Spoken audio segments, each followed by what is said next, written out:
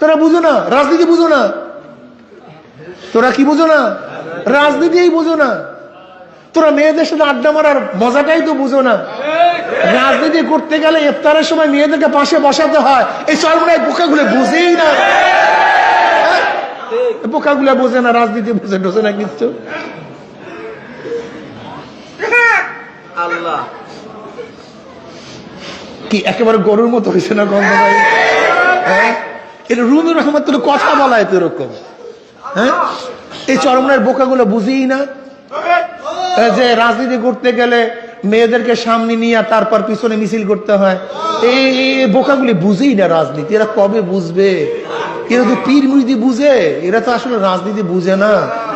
এরা কবে ক্ষমতায় যাবে জানি না। এগুলি তো আসলে মূর্খ সুরক্ষ।